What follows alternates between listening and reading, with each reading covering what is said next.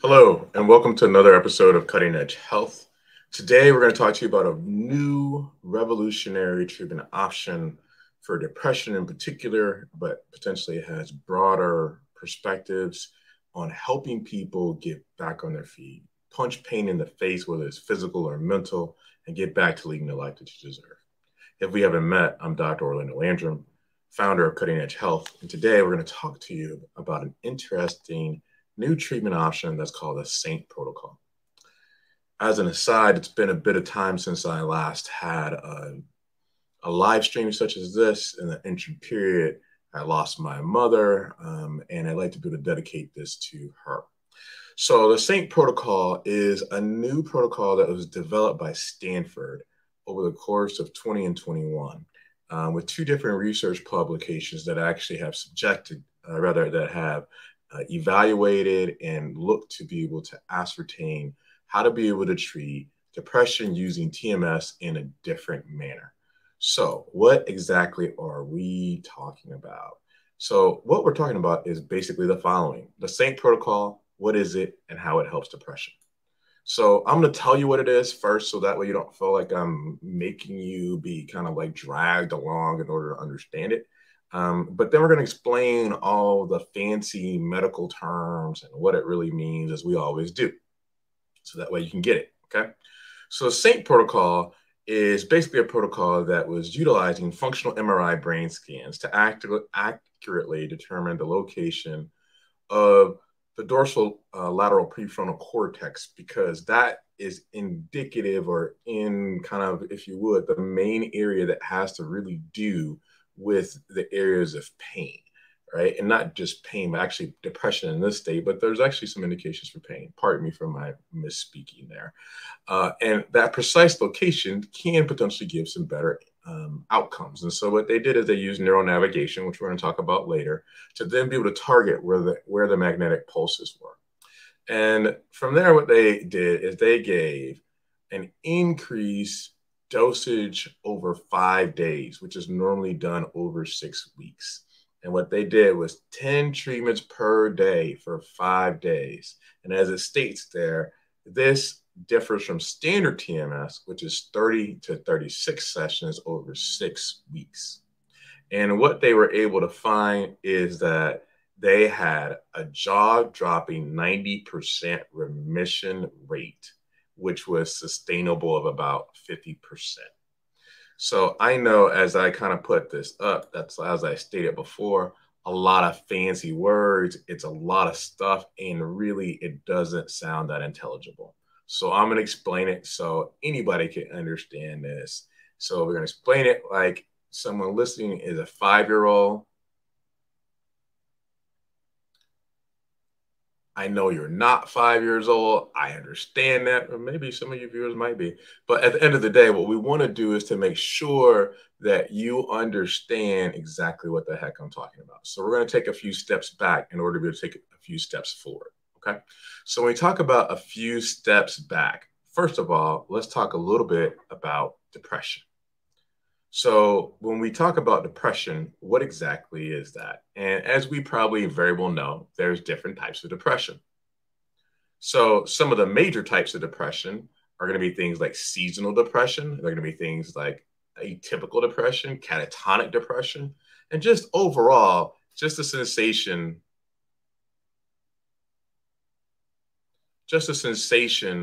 of being able to understand exactly what how that sensation really is, right? And how you feel. So when we take a look at this, one of the things that we want to be able to do is to understand exactly how depression can affect someone. It can affect people in a lot of different ways. And this particular graphic shows it can result in anxiety, can result in changes in energy, it can cause stress, it can cause feelings of apathy, being exhausted, it can affect sleep, it can affect your cortisol levels, it can affect your confidence, it can affect how you interact with people, what positive thinking is like, what happens with serotonin, and just a whole host of different things that can have impacts on, right? So we have the understanding about really what depression is, how impactful it can be, and how it can really just kind of change what it is that you experience and what it is that how you go about your day. So the SAINT protocol is pretty revolutionary because what it did was it took that area of sane and being able to understand that this was a treatment that for many people they had trouble trying to be able to complete. TMS is normally done over a 6 week time frame. Now we're going to talk about normally is relative. There's actually other different treatments that have mimicked a shorter time frame, but it's basically this paper.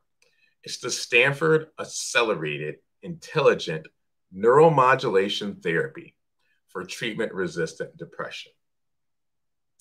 Otherwise, if you were to use that as an acronym, that's listed as SAINT. For those of you who want to take a look exactly at that first publication, it was published in the following journal, which is the American Journal of Psychiatry in 2020. I'm going to leave this up on screen for just a little bit so you guys can see this. So you can be able to take a look at this either currently or go back to the video and take a look and write those things down, and you can figure out and see the paper for yourself. As always, we like for you to be able to kind of take a look at it so that way you don't feel like we're telling you something which isn't true. But that paper was published and it created an uproar in a good way. What ended up taking place is it was found and throughout a number of just traditional laypersons magazines. It was actually shown on Today Show. And this publication that was put forth by, I believe, Dr. Nolan Ryans from Stanford was a different way to be able to take a look at how to use TMS in order to help depression get a better outcome and do it in a shorter amount of time. And we're going to talk about that. So first of all, let's take a look at the indications, meaning who were the patients that were selected and how they went about making determinations of those patient classes. So one of the things that they did is they took a look at patients that normally were in an age range, give or take around 40 years of age or so. They'd had depression for a long period of time, easily about 20 years at least. And they had tried a number of different medicines to see if it was going to provide some degree of benefit. And those depression trials, really the reason why we want to be able to utilize something like that is it lets us be able to say, is this a challenging bout of depression or is this something that's pretty easy? We don't want easy in order to be able to assess a therapy that is trying to make a difference. We want something where it's a challenge. It's not something that can easily be treated with just one medication and then people start to feel better. We want something that shows that this is a heck of a treatment, even in the most austere or challenging cases, right? So what we also want to do is to be able to assess what's this depression score and see how bad these people's depression happen to be. And so one of the things that we also did was to take a look at what's the breakdown. And as mentioned before, the overall patient basis is about, give or take, about 20 or some odd patients. And what they found is half of them were pretty much close to half were female. They'd had tried other treatments and they had not been successful. And the number of patients that had tried traditional TMS was around 7, and none of the patients had ECT before, right? So when we talk about taking a look at different options, one of the things that we want to be able to do is to say, how valid has this been, and what has been some of the treatment options that have been in play? And one of the things that we want to consider is, has this made as much of a difference as what we expect? And as mentioned before, this therapy was shown on the Today Show and actually had a bit of traction for a period of time, that it made a real impact on patients in terms of how they felt, what they were experiencing, and things along those lines. We won't go into depth and detail. You can be able to kind of look that up and Google it for yourself and see it. But at the end of the day, it was certainly a really impactful one for a number of different people that were able to say, wow, this is even on the Today Show. We didn't know that it was that significant and that impressive that it was covered on traditional TV. All right. Well, so as mentioned, that paper looked at a number of different things. It looked at functional MRI, and functional MRI was utilized to be able to ascertain exactly where the therapy was being placed.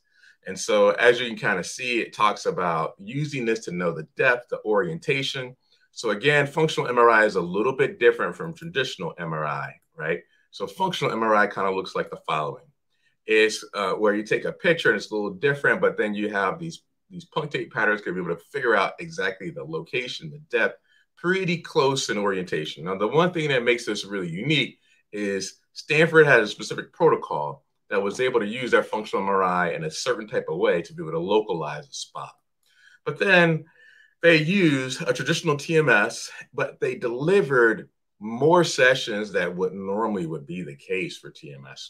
So this was kind of their protocol for what they ran. They ran 10 sessions a day as opposed to 1 session a day. And they did it for 5 consecutive days as opposed to a total of 6 weeks. And the number of pulses were quite a number. And that ended up, if we're showing this kind of in a tabular form, looks like the following. So you can see day 1, day 2, day 3, day 4, day 5, and all the number of different sessions underneath. Where normally for traditional TMS, you'd have 1 session that provided some degree of treatment, and then you'd kind of reassess. So this is how they were able to kind of use from the exact paper that I referenced earlier, where specifically they could find down to a really small percent of where to be able to place the aspect of the treatment. Now, one of the interesting things is when you talk about TMS, you go to Clinical TMS Society, which is a meeting of different docs and providers. They sometimes mention that TMS itself is not a focal or discrete utilization of magnetic field, but rather more so, it is that of a broad area, but that breadth can matter in terms of where it's placed in relationship to the head. So going on, the graphical representation of what the results were is on the right, you can see traditional that would take, as mentioned, 5 to 6 weeks, and you can see that there's normally some changes that would take place over a period of time. And with this, you were sometimes seeing changes that were taking place between 2.5 and 3 days, as opposed to taking a number of weeks to get below kind of that blue line that was indicative. And so that's major. If you have someone who's looking to potentially harm themselves and you can give a result in 2.5 days versus us talking about weeks, it's a major impact. Okay. So as mentioned before, it is a protocol that uses 90,000 pulses for 5 days instead of 6 weeks. And what they found is that those patients who didn't respond were sometimes responsive to this. So the remission, as I stated, was in depression patients with 90% in as little as 3 to 5 days. There was a second paper that was published that is actually something that's called the SNT trial, which is a little bit of a difference that was listed. And that paper was actually published in October of 2021. And it was a randomized controlled trial. We've talked about randomized controlled trials previously in terms of how impactful they happen to be. And what we were able to see is, so that was this paper right here, as mentioned before, October 29th of 2021, the Stanford Neuromodulation Therapy Trial, which is a double-blind randomized controlled trial. And what they did was to do a sham control double blind of TMS. And so the results were really the following. What they found is that it was pretty darn close, is that the reduction of baseline after 4 weeks was 52% in the active treatment group and only 11% in the sham group. And overall, that S&T was more effective than sham stimulation for treatment-resistant depression.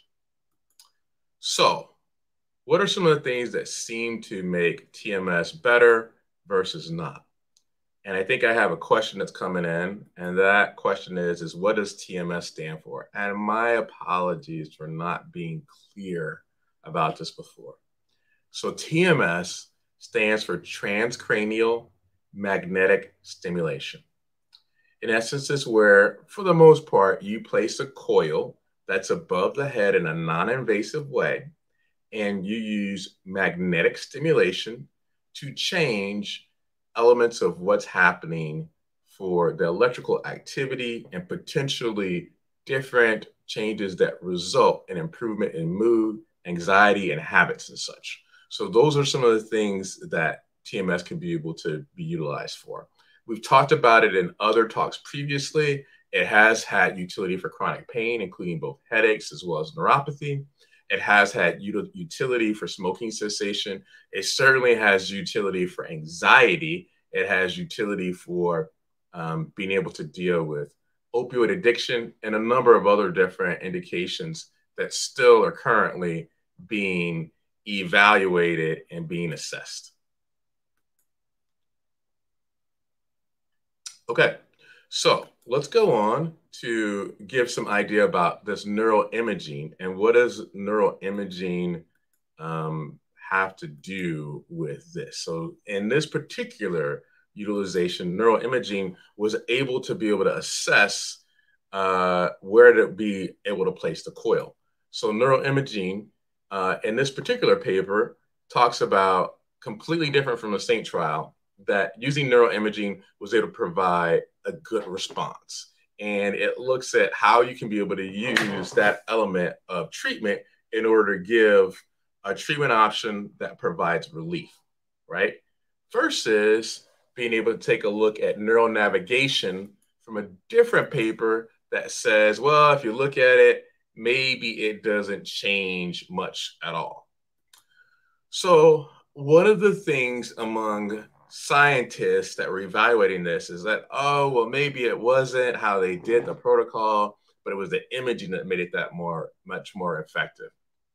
And as people look at this, it's still been a little bit hard to kind of clarify. That type of imaging that Stanford used isn't as prevalent in the public. So to go to a traditional TMS entity, nowadays it'd be very difficult to have the same exact functional MRI because it's not as common in non-academic centers, right? So, but one of the things that has been used is something that's called accelerated TMS. So what exactly is accelerated TMS? Accelerated TMS is taking and condensing the number of sessions from 36 weeks down to a smaller number over a number of days. And what really has been able to be found when we take a look at that element of traditional TMS, right, is the following, is that when you take a look, you can see that accelerated TMS has been successful previously, and it mimics this, and it's not something that's new. It's something that has been useful for patients. It's been useful for patients that have needed it the most. So one of the things that has been speculated is that Saint and S&T trial benefited from a few different things. One, that the dose per session was way more than what you normally would get. Traditionally, you get maybe somewhere around 600 pulses, depending on how it's done. And this type of treatment had 1,800 or 3 times as much. The density in treatment course was nearly 20-fold what would normally have happened. And the total number of sessions was 50 compared to anywhere from 20 to 30. So when you look at all of those different options that are out there and you say, oh my gosh, you can be able to have this much more of an aggressive treatment, you can certainly see how this can be able to help stop suicidality, depression, and just that overall malaise of not being able to do some of the things that you want to be able to do.